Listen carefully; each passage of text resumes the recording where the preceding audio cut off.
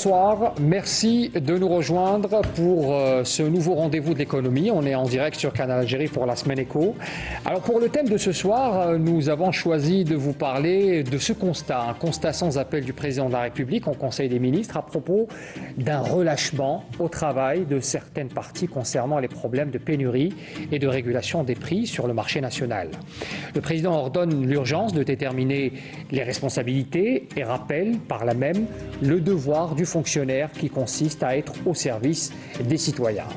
Le président Tebboune ne s'est pas contenté d'un rappel à l'ordre, mais il exige aussi une révision radicale de l'organisation de la commercialisation des produits nationaux, avec en toile de fond une nouvelle stratégie et par là même aussi un texte de loi pour le plafonnement des prix de produits de saison.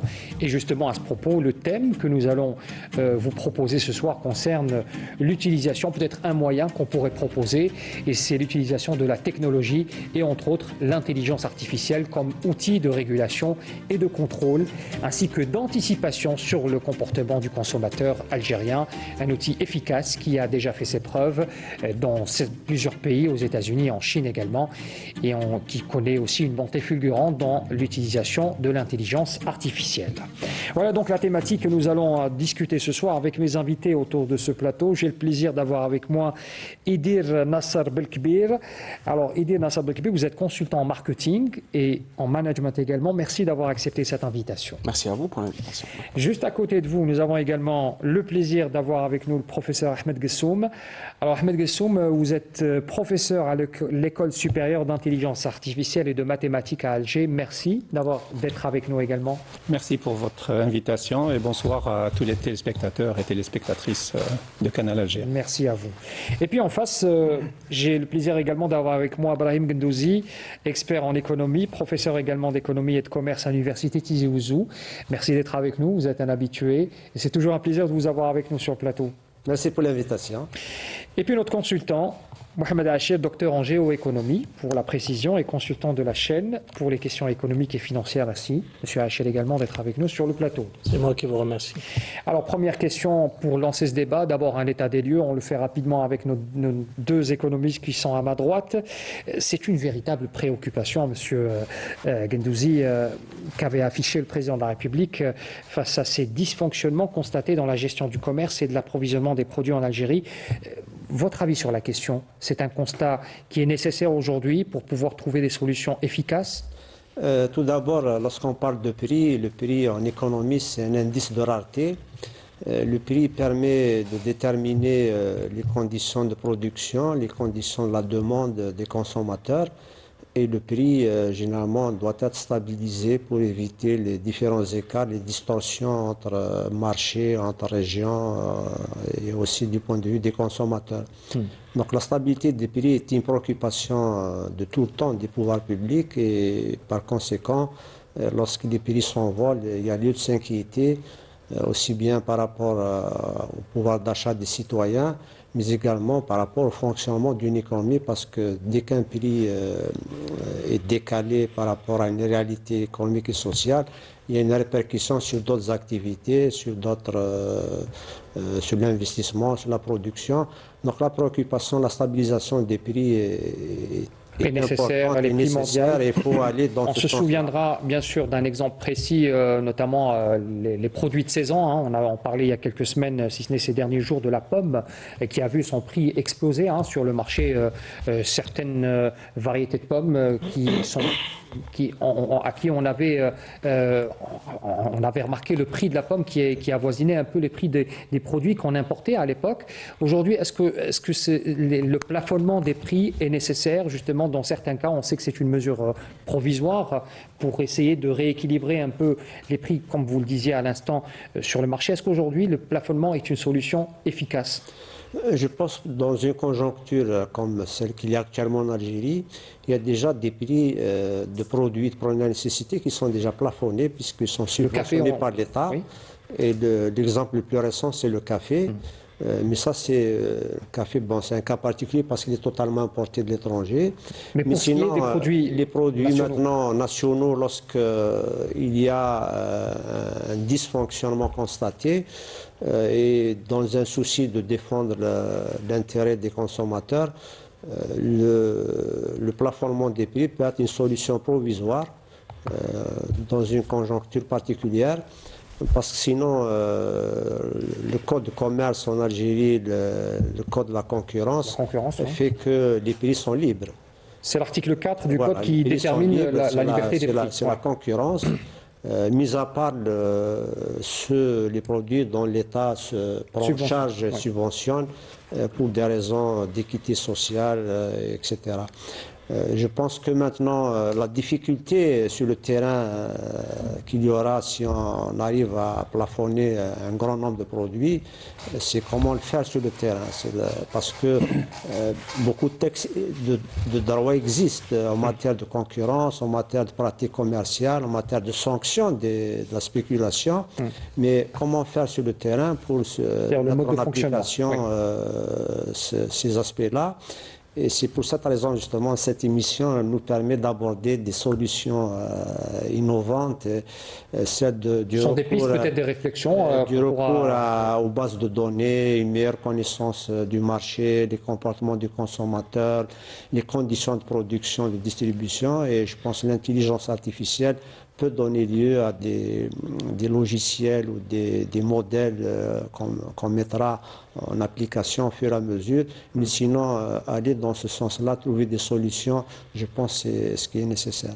Monsieur Hachir, également, la même question avant de passer justement, vous êtes en train d'anticiper sur la prochaine partie de l'émission sur l'intelligence artificielle et c'est justement ses retombées sur le fonctionnement. Monsieur Hachir, la même question, je vous pose la même question par rapport à ce constat qu'a fait le président de la République.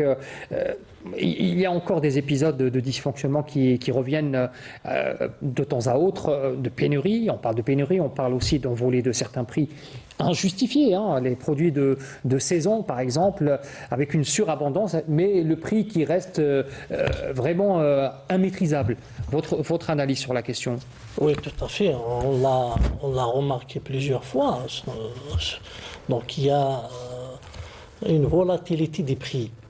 Une instabilité des prix. Parfois, on se rappelle un peu des unions à 350 dinars, et puis cette année, les prix sont stabilisés à 40 dinars, 50 dinars. Donc il y a une volatilité très forte. Et parfois aussi, comme vous dites, il y a une offre très importante, mais les prix restent toujours maintenus plus haut, bien, avec des prix parfois irrationnels, c'est-à-dire qu'on ne comprend pas, vu l'offre. Surtout lorsqu'il s'agit des produits de la saison, par exemple. Donc, parfois, et tout ça donc, montre qu'il y a un problème pour certains produits nationaux, le produit national, que ce soit les produits agricoles, et même des produits qui sont fabriqués sur la base, par exemple, des intrants qui sont subventionnés par l'État. Par exemple. Donc, on ne comprend pas aussi, si on calcule le coût de revient, donc on constate quand même un décalage très important avec le prix de cession pour le consommateur. Donc c'est dans ce sens-là que, justement, le président de la République a parlé de la nécessité de revoir en profondeur un peu d'abord cette distribution et cette manière de fixer les prix. Il est vrai que, comme il a été souligné par le professeur Gendouzi, qu'effectivement, en Algérie, nous sommes dans une économie de marché, c'est-à-dire il y a la concurrence, et il y a l'offre et la demande, mais il ne faut pas oublier aussi que dans la loi sur la concurrence, on définit la notion de la régulation de l'État. Alors, la loi sur la concurrence définit la régulation de l'État, justement, dans le sens où l'État intervient pour réguler des dysfonctionnements du marché libre, du marché concurrentiel. C'est-à-dire, c'est justement quand il n'y a pas de concurrence transparente, l'État intervient. Que l'État, c'est la mission de l'État, la mission régalienne de l'État doit intervenir pour corriger ces dysfonctionnements, lutter contre les spéculations, contre des monopoles. Et ça peut exister des monopoles, des stockages illicites, etc., de la spéculation.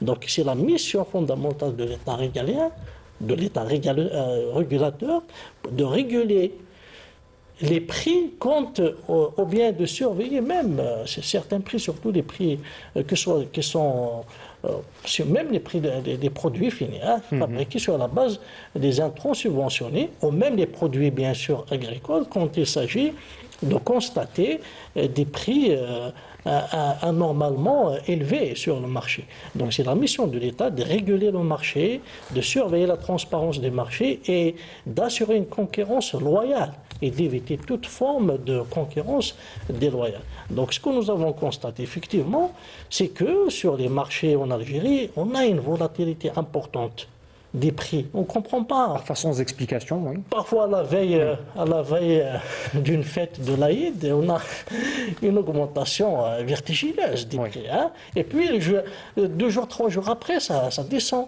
Donc cela n'est pas structurellement expliqué par une offre et une demande. Donc il y a des facteurs qui ne respectent pas la concurrence transparente, qui intervient et qui créent ce genre de déstabilisation des prix.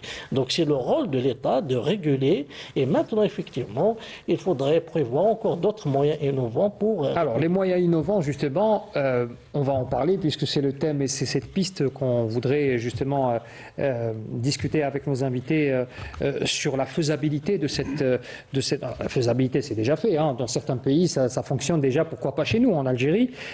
C'est les moyens technologiques. Et avant d'aller vers vous, professeur Gessoum, j'aimerais écouter d'abord votre avis, Monsieur Belkebir, sur justement sur les modèles de consommation aujourd'hui. Vous êtes consultant en matière de marketing et de management. On vient d'écouter un peu ce constat. Bon, c'est la réalité, hein. On vit au gré des volontés des spéculateurs et parfois ça se répercute sur les prix, sur des pénuries parfois de certains produits. Est-ce que ça obéit à une logique managériale aujourd'hui? Est-ce qu'on peut expliquer ce qui n'est pas explicable, hein? Je sais que la question est un peu compliquée à éluder, mais votre avis? Bon, expliquer ce qui n'est pas explicable n'est pas... C'est compliqué, je vous l'accorde. Après aujourd'hui, qu'on le veuille ou non, c'est qu'il y a une logique de marché.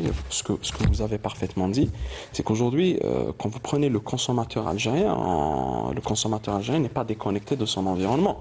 Et il y a des coutumes, il y a une culture locale et qui fait que, à l'approche de certaines périodes ou bien à l'approche de certaines fêtes, on observe aussi certains comportements du consommateur. Vous prenez un Algérien lambda, le rythme de consommation, bien son rythme de consommation pendant une semaine, il varie. La tendance sur le marché, c'est qu'à l'approche du week-end, vous allez faire vos achats. En milieu de semaine, vous faites vos achats et c'est tout à fait normal. Après, si demain vous avez une fête qui intervient en plein milieu de la semaine, donc le modèle de consommation change.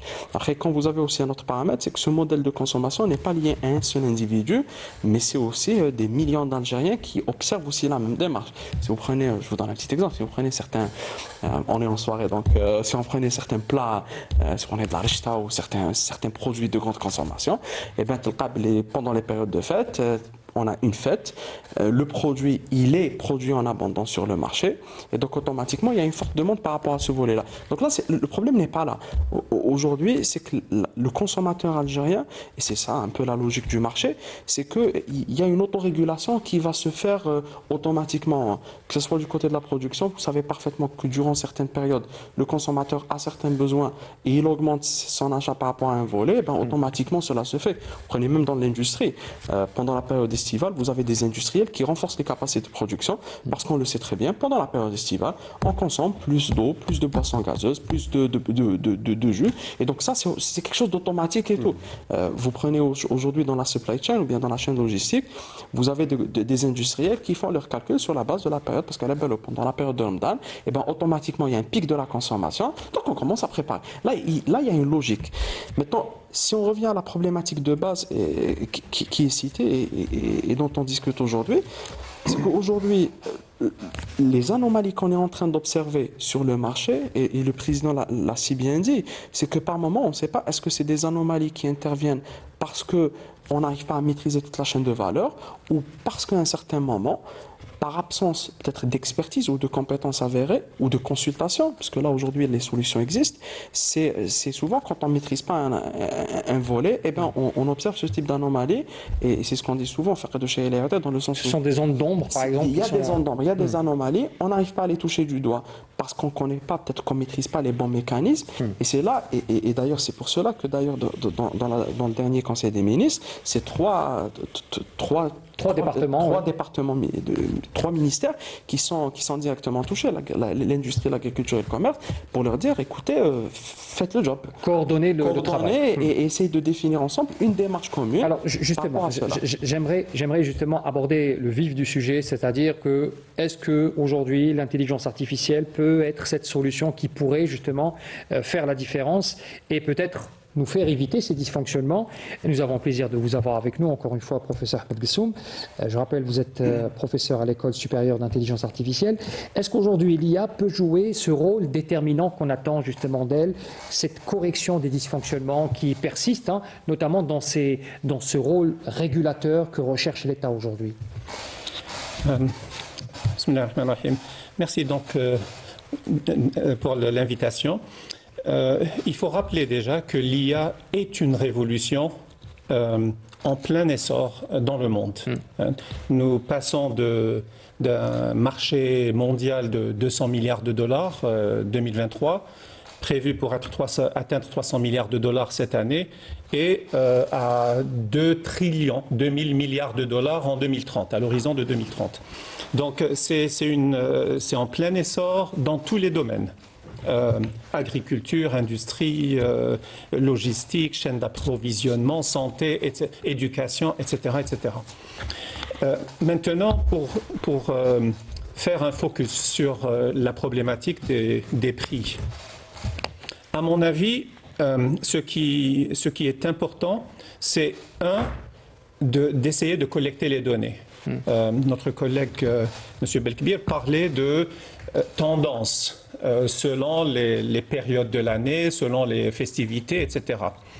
Tout cela, les modèles IA permettent de parfaitement les modéliser. Les algorithmes de l'IA permettent de modéliser ces comportements, de telle sorte que nous pourrions prédire la croissance de la consommation selon la démographie, selon la période, selon les prix dans le monde, etc., etc. Ce que les industriels ou bien les personnes qui sont dans cette chaîne d'approvisionnement, les agriculteurs oui, aussi, ce sont des acteurs. font à peine superficiellement. Mais là, quand on a un modèle qui prend en considération des centaines de paramètres, là, ça devient bien plus performant. Je vais vous donner un exemple de ce qui a été fait pour les produits agricoles dans une province en Inde. Ce qu'ils ont fait, c'est qu'ils ont créé une plateforme de vente et d'achat. Donc l'agriculteur vient vendre ses produits là. Et il y a des personnes qui pourraient acheter, des grossistes, je ne sais pas, selon la chaîne d'approvisionnement qu'ils ont et toute la logistique. À travers la plateforme. À travers la plateforme. Donc, il y a des négociations, etc. Ça a multiples intérêts. C'est que les prix sont connus, les prix de vente de base. Il y a une traçabilité du produit. Qui a produit tel produit? S'il y a un jour, on constate, je ne sais pas, une maladie ou je ne sais quel problème de santé, on pourrait retracer l'origine du produit. Oui. On arrive à savoir quelles sont les marges de bénéfices que les gens font tout le long de cette chaîne, la distribution, qui est en train de distribuer. Tout cela demande une numérisation déjà à la base. Donc il faudrait des plateformes numériques. Ensuite, lorsqu'on a toutes ces ventes, on a toutes les données. Je pense un des problèmes que nous rencontrons nous-mêmes en École nationale d'intelligence artificielle, c'est de trouver des données. Parce que nos étudiants, maintenant, ils sont en 4e année, ils peuvent faire des choses très intéressantes.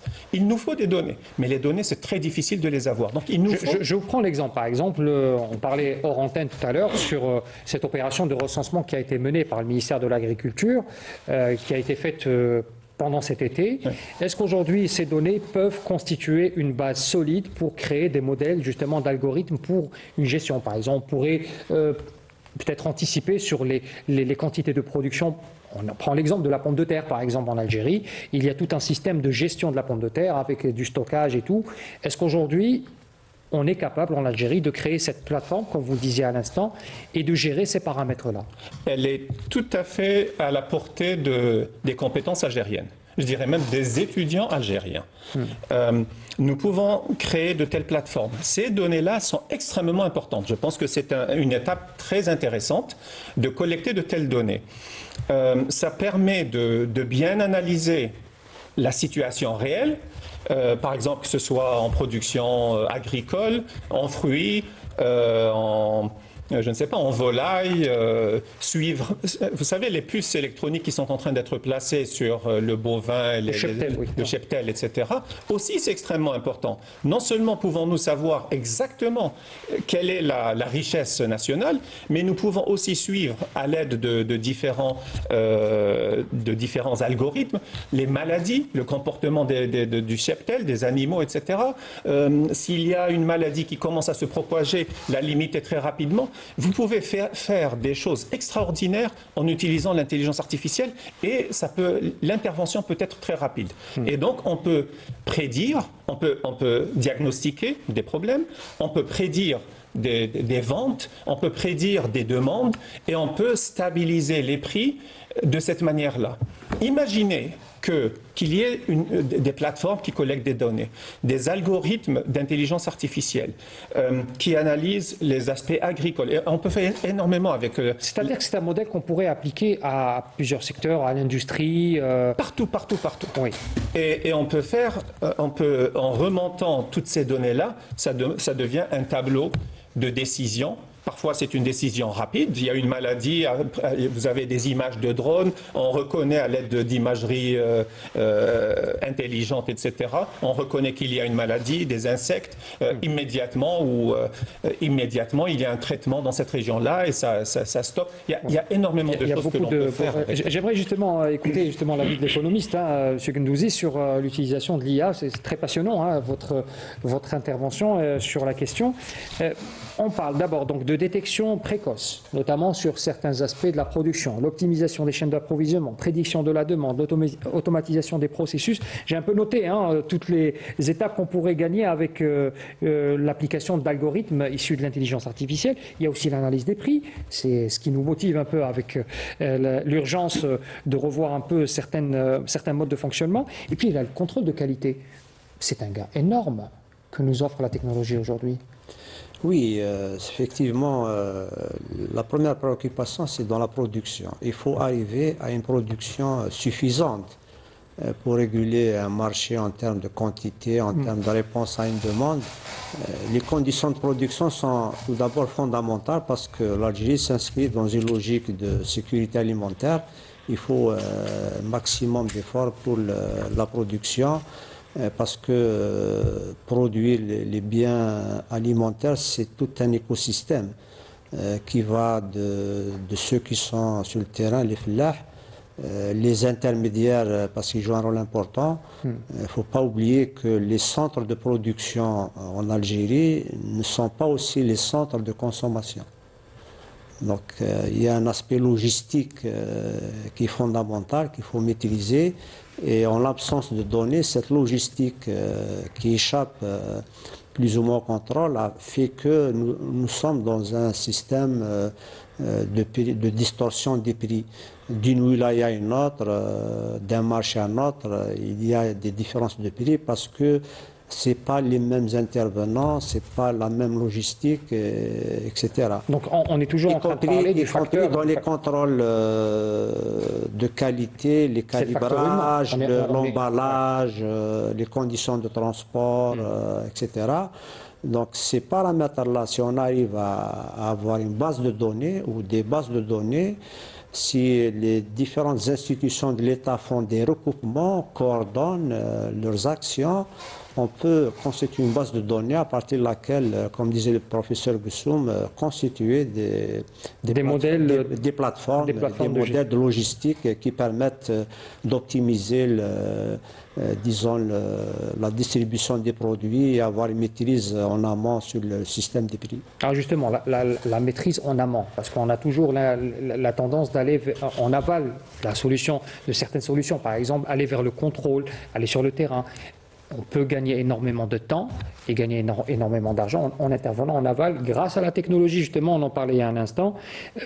Aujourd'hui, est-ce que ce modèle, On imagine que, vous l'avez vu hein, dans certains pays étrangers, notamment en Chine, vous y étiez, c'est un modèle qui fonctionne et qui est pleinement opérationnel.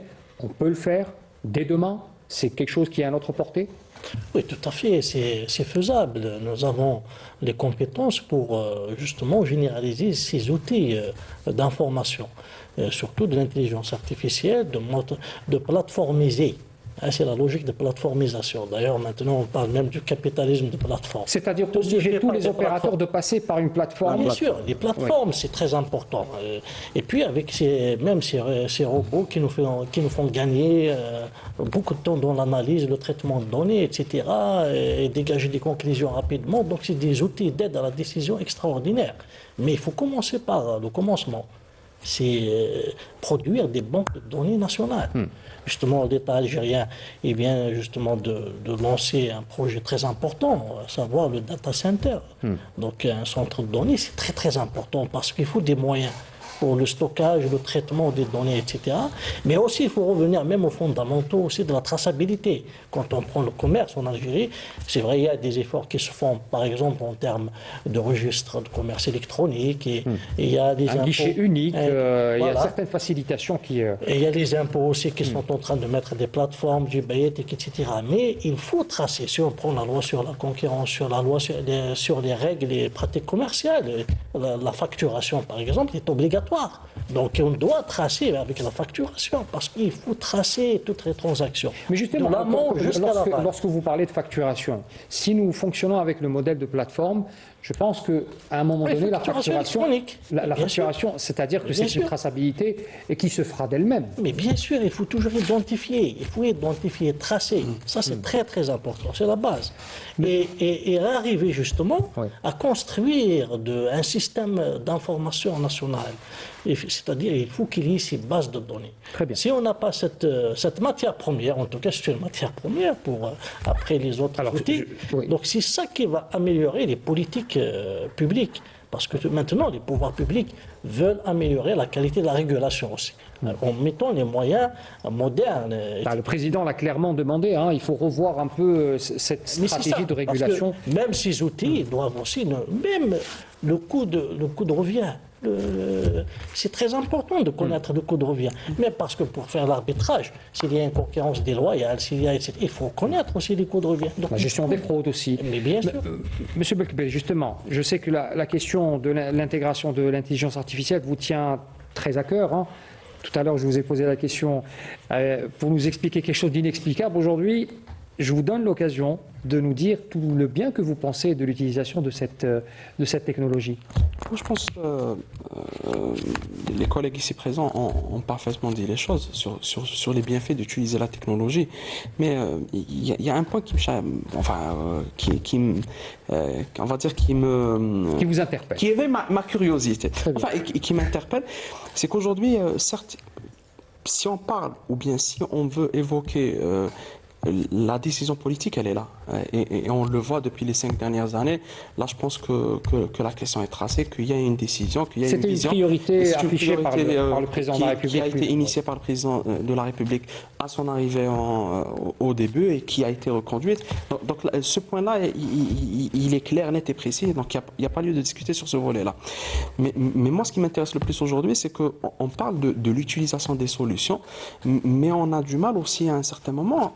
Il y a des blocages qui se font et on n'arrive pas à les expliquer. Il y a des résistances, vous voulez dire il y a un volet où il y a des résistances aujourd'hui, on le voit.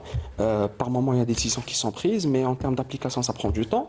Est-ce que vous parlez particulièrement, par exemple, des startups? Aujourd'hui, il y a une prolifération importante de startups. Non, mais au contraire, c'est quelque chose de bien. Oui. C'est-à-dire si aujourd'hui... Mais leur implication peut-être dans certains... Mais on parle aussi, c'est ça le problème qui se pose, c'est qu'aujourd'hui, vous avez 2 types d'implications.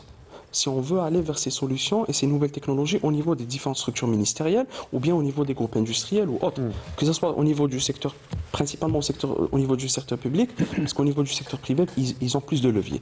Vous avez des leviers qui sont liés beaucoup plus au choix de ces accompagnateurs-là en termes d'entreprise, en termes de prestataires. C'est qu'aujourd'hui, il y a des leviers qui ont été mis en place au niveau du Code des marchés publics pour faire en sorte que les startups puissent intervenir directement. Il y a ce volet-là.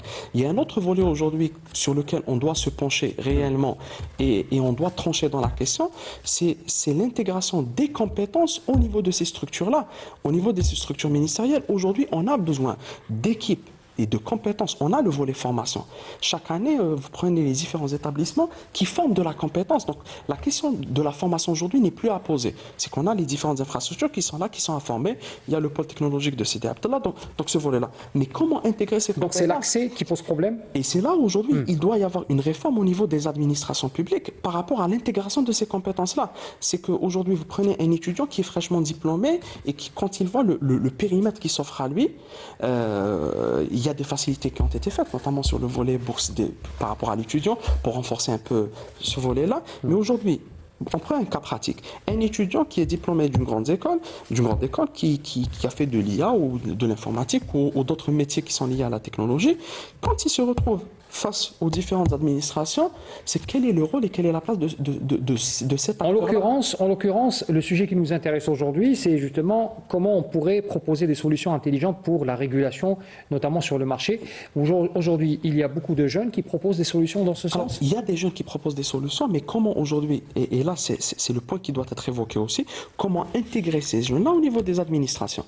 Parce qu'aujourd'hui, ça relève de la sécurité nationale qu'il y ait réellement des compétences qui sont au niveau des différents secteurs. Si on prend le ministère du Commerce ou de l'Industrie ou le ministère de l'Agriculture ou les différentes administrations, c'est qu'aujourd'hui, on a besoin qu'il y ait des compétences avérées et qui puissent développer soit des solutions au local, soit réellement piloter les projets. C'est-à-dire, même si au niveau de l'administration, on ne va pas développer le projet, peut-être qu'au niveau de l'enseignement supérieur, on a vu durant les 2-3 dernières années, il y a eu beaucoup de solutions qui ont été développées, c'est bien, mais peut-être au niveau d'autres structures, on a du mal à avoir des solutions en interne, donc on a besoin de développer en externe. Mais on doit avoir au niveau de ces différentes administrations des personnes qui ont la capacité de piloter ces projets-là. C'est-à-dire que ces personnes-là puissent suivre et qu'ils puissent aussi accélérer la démarche de création de ces solutions-là pour qu'elles puissent être adoptées. Si aujourd'hui on prend des décisions, si aujourd'hui on prend une décision, mais qu'on ne puisse voir l'application et l'exécution et le lancement que des mois, voire des années après, on perd énormément de temps. Et à un certain moment, si vous avez plusieurs structures ou plusieurs ministères qui ont l'initiative et qui prennent l'initiative, et c'est des initiatives à saluer. Encore une fois, il faut dire qu'il y a de belles choses qui sont en train d'être réfléchies et qu'on doit encourager. Maintenant, à un certain moment, si on voit qu'il y a des blocages, il y a des couacs, peut-être qu'il faut rentrer beaucoup plus, ce qu'on disait en off tout à l'heure, dans la partie opérationnelle et voir réellement les points là où ça bloque. C'est-à-dire aujourd'hui, s'il y a un blocage quelque part, à un certain moment, il faut se dire, on arrête. Où est le blocage réellement pour pouvoir pallier à cette défaillance-là et par la suite aller de l'avant. Professeur Gessoum, je vous pose une question claire. Est-ce qu'il faut aujourd'hui élaborer une stratégie nationale de l'intelligence artificielle afin de l'intégrer dans plusieurs secteurs, l'économie en l'occurrence, pour justement solutionner et apporter des solutions, hein, je me répète, mais c'est des solutions efficaces et ciblées. Est-ce qu'il faudrait une stratégie de l'intelligence artificielle? C'est un sujet que j'imagine vous interpelle. Vous êtes d'accord avec la... Pourrais-je dire non? Ben non, évidemment que non.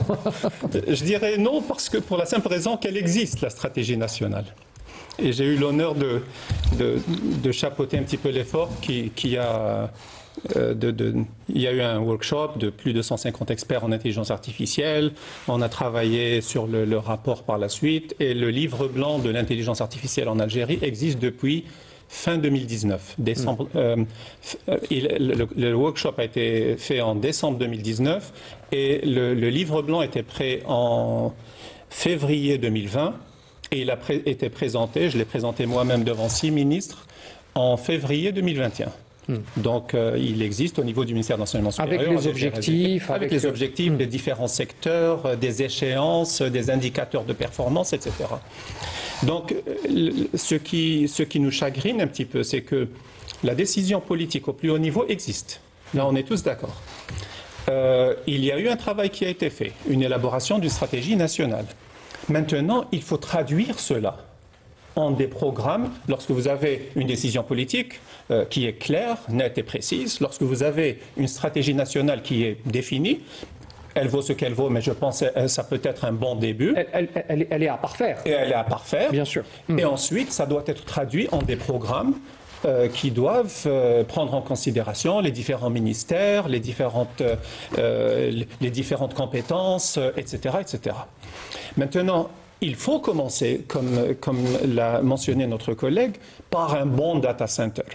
Et malgré la décision qui a été prise, je pense que ça tarde à venir. C'est extrêmement important d'avoir un data center qui sécurise nos données qui vont être locales dans notre cloud, non pas dans des clouds internationaux, et qui va permettre la puissance de calcul qui permettra de développer ces modèles. Lorsque vous avez des millions et des millions de données sur... Il faudra des super-ordinateurs. Il faudra des super-ordinateurs avec des puissances, des GPU, des processeurs spécifiques pour l'IA. Pour utiliser cette data. Pour utiliser la data. Et différents voisins de la région, etc., se sont dotés de tels supercalculateurs. Donc ça doit être un point de départ, c'est la base, il nous faut cela. Il faut la plateformisation, comme le disait notre collègue. Est-ce qu'on est aussi devant l'impératif de sécuriser aussi nos data centers? Évidemment, la question se pose d'elle-même. Et il y a l'École nationale supérieure de cybersécurité qui a ouvert ses portes cette année. Bon, il y a des experts algériens en cybersécurité, il y a des formations, mais avoir une école qui cible la cybersécurité, c'est extrêmement important. C'est de bon augure. Maintenant, pour revenir au prix, moi ce que je propose, c'est de commencer dès la production agricole. Vous savez, l'intelligence artificielle nous donne plein d'outils, de solutions technologiques. Lorsque vous analysez la terre elle-même, vous pouvez faire des analyses à l'aide de l'intelligence artificielle. Vous pouvez décider qu'est-ce qu'il faut ajouter comme engrais, de quelle nature. Les périodes de repos biologiques. Les périodes de repos, quantité d'eau pour minimiser Et ça va augmenter la production. La productivité va être bien plus élevée. Si vous obtenez 20% d'amélioration dans la production, ça va se répercuter sur les prix. Sur les prix, sur le rendement. Sur le rendement, etc. Vous pourrez même éventuellement prévoir d'exporter le surplus s'il y a une bonne organisation de la production. Si on maîtrise la chaîne de distribution, comme le disait le professeur Gendouzi auparavant, la chaîne de distribution aussi peut être... Vous pouvez optimiser la distribution sur le plan national. Lorsque j'ai un produit, je dois l'envoyer à Adrar, peut-être que la production existe à Mnia, donc ça va minimiser les coûts, le etc. coût de transport. Mais ça peut être fait tellement facilement avec la technologie. Mais justement, la question qui se pose, c'est-à-dire, on est prêt demain à le faire, dès demain. C'est-à-dire, si aujourd'hui... ce soir, vous avez le data center, on peut déjà commencer à lancer des algorithmes. Et justement, par rapport aux infrastructures, mis à part les data centers qui sont justement le point, la pierre angulaire de toute cette stratégie, quels seront les outils nécessaires aujourd'hui pour nous? Est-ce que l'intelligence artificielle devra être gérée par un personnel particulier? Est-ce qu'aujourd'hui la compétence doit évoluer aussi pour s'adapter à ces modèles de calcul? Pour développer les modèles, bon, nous avons des ingénieurs, il y a des étudiants pendant une bonne vingtaine d'années qui sont formés avec des masters en système intelligent dans les différentes universités algériennes. Nous arrivons à la 4e année dans l'École nationale supérieure d'intelligence artificielle. Donc l'an prochain, maintenant on a à peu près une centaine d'étudiants qui sont en 4e année. Si au bout d'une année, d'ici une année, on a un data center, on a des plans clairs, on a une vision claire pour intégrer ces compétences-là, vous allez voir des choses merveilleuses pour le pays. On peut faire des choses extraordinaires. On peut dès maintenant commencer à donner à ces étudiants, ils ont des stages, ils ont des projets, etc., et d'autres étudiants. On peut faire énormément de choses. On peut développer, pour peu qu'on ait une puissance de calcul. Vous savez ce qu'on fait actuellement, ce qu'on a fait pendant des années et des années, c'est d'aller vers le cloud de Google, et d'y mettre nos données. C'est même pas des données réelles, c'est ce qu'on essaie d'avoir à partir d'Internet, etc. Et on entraîne nos algorithmes, l'apprentissage des algorithmes. Ça nous peine, mais c'est la seule façon pour nos étudiants de stimuler leurs compétences. Oui, de stimuler et de renforcer leurs compétences. Mais demain, s'ils ont un data center, un cloud local, des données qui sont récoltées dans la santé, dans l'agriculture, dans l'industrie, dans la chaîne d'approvisionnement, la logistique, l'éducation, etc. Si on arrive à avoir ces données localement avec une puissance de calcul, je vous assure qu'on pourra faire des choses extraordinaires. Alors, il faudra bien sûr penser à un d'investissement massif. Il y a un pays, justement, je pose la question à vous, Monsieur Hachir, la Chine. La Chine, par exemple, c'est un modèle en matière de gestion de l'IA. Depuis le début de leur stratégie qui a été donc initiée il y a une dizaine d'années, aujourd'hui, les avancées sont extraordinaires. Mais il y a justement cet impératif d'aller vers des investissements massifs justement du gouvernement chinois pour le développement de l'IA. Est-ce que l'Algérie pourrait suivre ce modèle, investir massivement dans ce modèle de gestion pour justement arriver à ce résultat dont parlait professeur Dessougne? Oui, je dirais que c'est un modèle à suivre, parce que c'est un modèle qui a donné des résultats extraordinaires pour une population qui dépasse 1 milliard de personnes. Une numérisation, une digitalisation de masse, avec la mise en place, bien sûr, de tous les outils d'intelligence artificielle dans tous les domaines, avec des systèmes d'information géographique qui sont généralisés pour toutes les villes de la Chine. Et même, j'ai été dans une province, effectivement, qui a réduit la pauvreté grâce à l'utilisation de l'intelligence artificielle. Comment?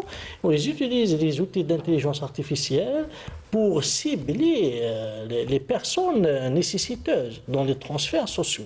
Donc ça a donné beaucoup de résultats, c'est-à-dire d'abord ça a fait rationaliser les dépenses et puis ça a ciblé parfaitement les personnes nécessiteuses à travers des transferts bien sûr monétaires. Donc il y a des outils d'intelligence artificielle.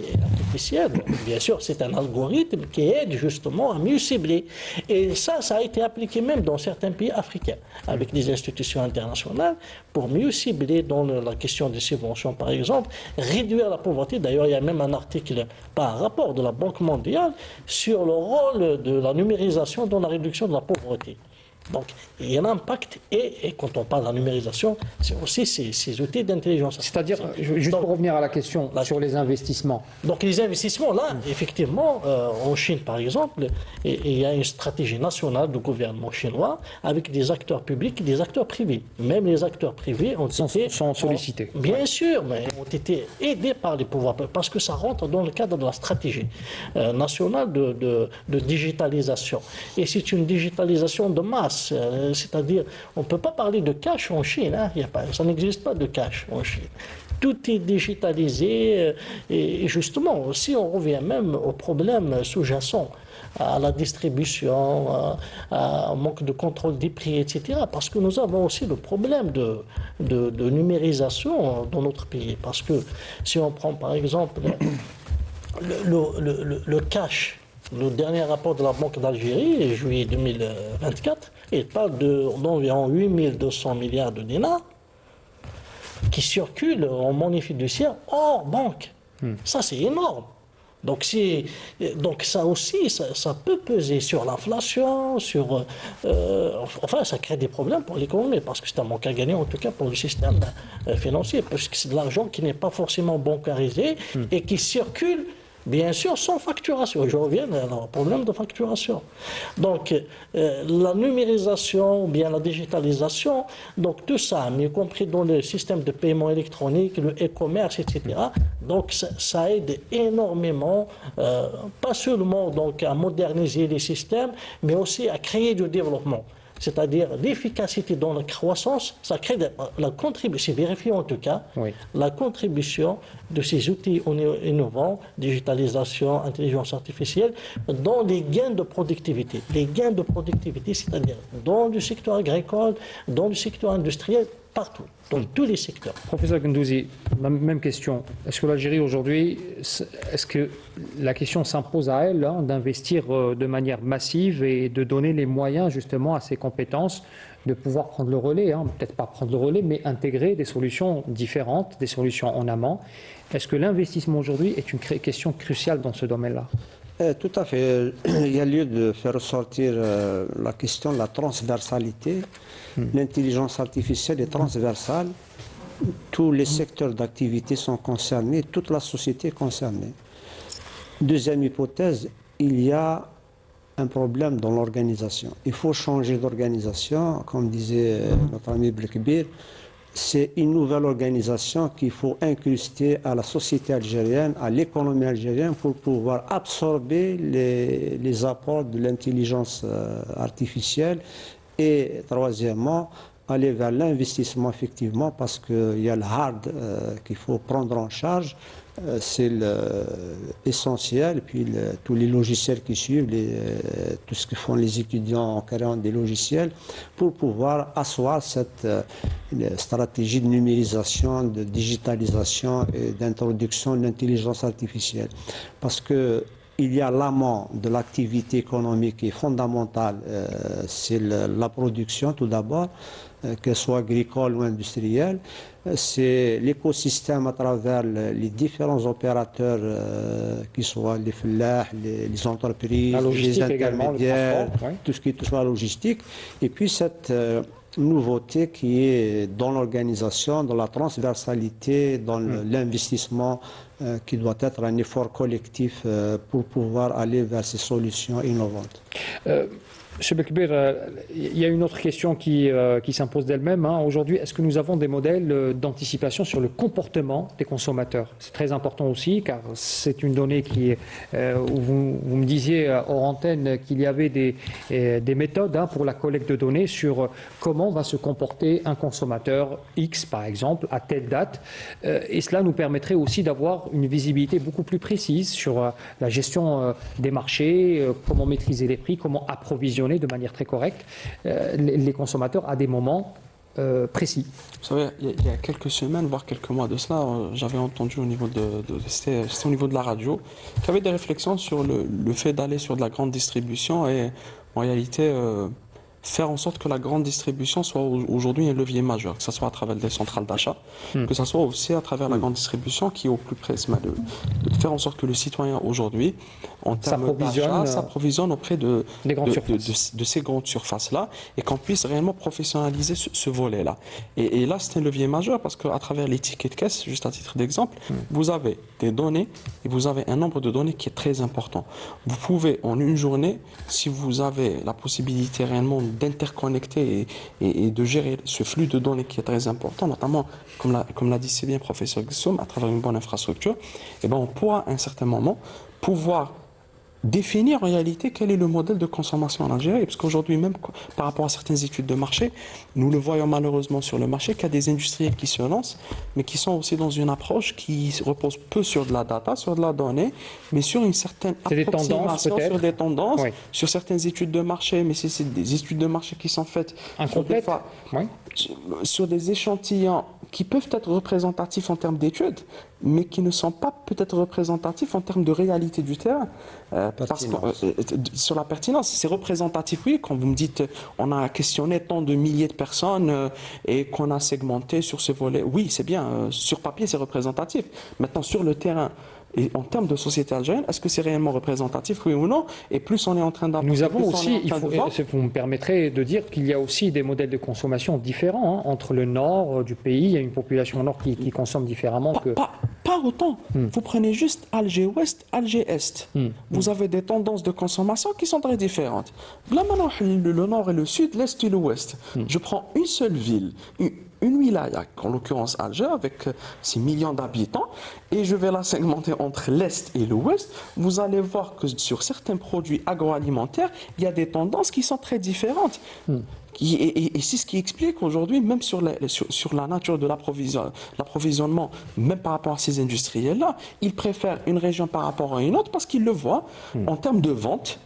Il y a une région qui consomme plus qu'une autre région. C'est-à-dire aujourd'hui, on doit dire que la politique des sondages est une politique qu'on utilisait il y a quelques décennies. Aujourd'hui, ce n'est plus... Non. Il faut maintenir cela, mais il faut capitaliser sur les résultats et faire en sorte réellement d'avoir des résultats. Mais si nous proposons des solutions innovantes, par exemple, à la data, comme vous le dites, des tickets de caisse, récupérer des tickets de caisse, avoir vraiment la data complète. Bien sûr. C'est mieux qu'un sondage, vous me l'accordez. Oui, bon, après, ça peut-être que les professionnels, c'est un autre sujet. Oui. Mais derrière, peut-être que ça nous permettra, vous voyez, en Europe par exemple, au niveau des grandes surfaces, la variation de prix se fait à l'instant T, parce que l'étiquetage au niveau des grandes surfaces, il est numérique, et vous avez des variations, les quelques dixièmes d'euros qui varient, et bien aussi c'est toute une approche. Une grande surface ou bien un grand distributeur, en une journée, il peut gagner des centaines de milliers d'euros, comme il peut perdre des centaines de milliers d'euros s'il a cette démarche-là. Vraiment, le temps Vraiment, nous arrivons à la fin. Je vous laisserai un dernier mot pour professeur Gessoum, justement pour parler justement de ces modèles de consommation des Algériens. On a toujours cette tendance de dire le Ramadan va arriver bientôt, il faut prévoir ce que va consommer l'Algérien. L'IA, justement, anticipera peut-être des mois, peut-être des années à l'avance, qu'est-ce qu'on va consommer à l'instant T, comme le disait M. Belkebir. Tout à fait. Je pense qu'il est grand temps de passer de modèles approximatifs, une modélisation approximative, on sait à peu près les comportements, etc., à la technologie. L'IA peut prendre en considération des années de données de consommation, surtout si ces données-là sont intégrées dans les supermarchés, les supérettes. Donc là, il faudrait penser, je ne sais pas comment on pourrait, pas forcer, mais obtenir l'apport de tout le monde, les supérettes, après anonymisation, enfin, je ne sais pas, la carte de crédit, etc., qui est utilisée. Mais ces données-là sont une mine d'or. D'ailleurs, le terme en anglais, data mining. Donc, vous êtes en train de faire de la fouille de données, comme on fait la fouille pour l'or ou je ne sais quel produit. Donc, ces données-là, pendant des années de consommation, les différences d'une région à une autre, d'une ville à une autre, ça c'est déjà intégré dans les données. Et vous allez voir des modèles qui vont vous dire, là, nous, on approche telle période depuis des années, voilà, et les prix de, je ne sais pas, du café ou du sucre à l'international, il y a eu ce rebondissement, il y a eu une chute, etc. L'IA peut nous donner avec une très grande précision comment prévoir le comportement du consommateur. Et si on arrive à prévoir le comportement du consommateur, tout le monde est gagnant. L'État peut mieux gérer la chose, les producteurs, les industriels, etc., s'ils ont d'une manière ou d'une autre ces analyses-là, ils auront leur tableau de bord et ils pourront lancer ce qu'il faudra faire, rationaliser tout le comportement. Rationaliser surtout les produits. Rapidement, parce que là, vraiment, on arrive à la fin de l'émission. Par exemple, l'État algérien est subventionne quand même beaucoup de produits. Absolument. Mieux ciblé peut-être. La loi de finances 2025, c'est 158 milliards de dinars de subvention des produits de consommation. Donc l'IA nous permet justement de rationaliser en étudiant son comportement. Je voulais juste ajouter un point qui me semble important. Oui. Il faut aussi créer des incitations pour que les gens adhèrent à la plateformisation. Le producteur, si vous lui dites, voilà, je vous donne telles incitations, si vous ramenez votre production, vous la vendez sur la plateforme, etc., je pense qu'on pourra faire énormément de choses intéressantes. Merci beaucoup. Merci beaucoup. On aura compris qu'aujourd'hui, l'intelligence artificielle et par extrapolation tous les moyens technologiques nous permettront justement d'éviter ces dysfonctionnements et apporter des solutions beaucoup plus efficaces et qui seront beaucoup plus efficientes pour notre économie. Merci encore une fois, messieurs. Je rappelle, Idena Sabekbe, consultant en marketing et management. Merci encore une fois d'avoir été avec nous. Merci à vous. Professeur Ahmed Gessoum, professeur à l'École supérieure d'intelligence artificielle, merci. C'est un honneur de vous avoir avec nous également. C'était un plaisir, merci infiniment. Brahim Gendouzi, également professeur d'économie, expert en économie et enseignant à l'université Tizi Ouzou. Merci d'avoir été avec nous. Et Mohamed Achir, docteur en géoéconomie, consultant de la chaîne sur les questions économiques. Merci encore une fois de nous avoir éclairé sur des questions qui nous ont intéressés ce soir. Merci à vous tous, chers téléspectateurs, de nous avoir suivis. Très bonne fin.